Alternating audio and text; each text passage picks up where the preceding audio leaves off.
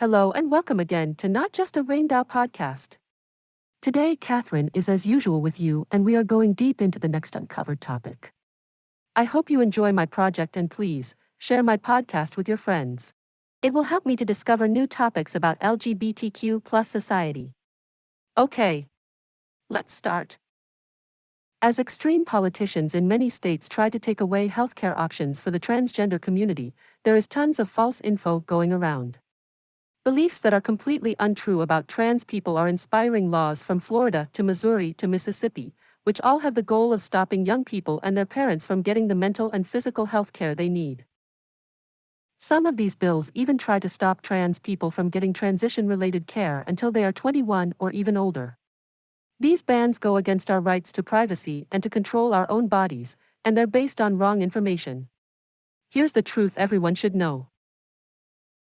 It's a fact that trans people of all ages are having great lives. Transition care helps make it happen. Media always makes it seem like our lives are only bad and full of sorrow, but that's not true. Age-appropriate medical care helps us have the best life possible. Trans people should be able to enjoy life and be who we are, and that's exactly what we're doing. Most transgender and non-binary youth who get transition-related healthcare still identify as transgender or non-binary when they're adults.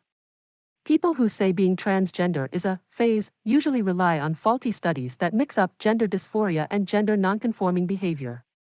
Those studies throw in kids who don't fit gender roles with transgender kids, no matter how they describe themselves or if they have gender dysphoria at all. Studies just about gender dysphoria show really low rates of desistance. This new study found 98% of kids on puberty blockers went on to take hormone replacement therapy after turning 18. That means most young people taking meds to delay puberty are transgender and still are when they're adults. Those meds help them go through puberty without going through physical changes that would have upset them. For over 40 years, health professionals have been researching and providing transition-related health care. Evidence from years of research and practice reveals that transgender people with access to necessary care experience improved mental and physical health. Young people looking to transition medically have to get counseling and a psychological assessment first. The World Professional Association for Transgender Health suggests they figure out the psychological, family, and social things that go on before they start any physical changes. Medications and hormone therapy to help trans youth and adults have been around and studied by experts for 40 years. Cis kids also get these kinds of treatments for other medical conditions. The puberty-blocking drugs just put puberty on pause. If you stop taking them, puberty will happen. When it comes to medical procedures, it's all about the individual. Nothing is done without lots of conversations with experts first. For little kids, gender transition is mostly a social thing, changing their hairstyle, name, and clothing to match how they see themselves. For teens, any medical transition stuff like hormones or blockers is only done if it's right for that particular young person. Teenagers under 18 don't get surgery very often, and when they do, it's very specific. The medical staff looks at them closely and makes sure they get the best care possible based on what the research says.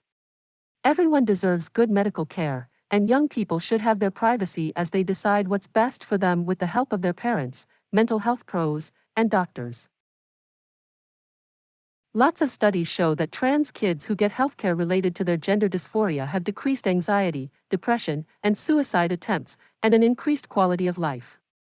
LGBTQ youth need acceptance and support. According to the Trevor Project's 2022 report, those who felt supported by their family had less than half the suicide attempts of those who didn't get support. Trans kids who can socially transition before puberty have normal levels of depression and anxiety. The American Medical Association and the American Academy of Pediatrics and other medical organizations recognize transition-related healthcare as medically necessary. It's a no-brainer. Acceptance and support literally saves lives. People who pretend to be worried about regret after medical transition don't understand what trans people's lives are really like. The majority don't even have access to the care they need. Trans folks should get proper, respectful health care to help them live the best life they can, and it's super rare that anyone regrets getting it. A study from the Netherlands with almost 7,000 trans people found that only 1% of those who got medical help as adults had regret, and no one under 18 did. You have to look at this fear-mongering about regret in the right way. Up to 30% of knee replacement patients regret it, but no one's trying to stop those surgeries. Research shows that the vast majority of people who transition medically are happy with their decision. Of the very few who have detransitioned, 82% did so because of external issues like not being accepted by family or facing discrimination at school or work. Most of those people only detransitioned temporarily because of what other people were doing, then they went back to living as trans people. Julia Serrano has it right, transitioning is about discovering what's best for you. Everyone should be free to express themselves however they choose, including having access to understanding transition-related care if they need it. Politicians have no business interfering with our health care or disrespecting our privacy. I hope you really like my podcast. Don't hesitate to share Not Just a Rainbow with your friends and ask them to subscribe. I love you all. See you. Bye-bye.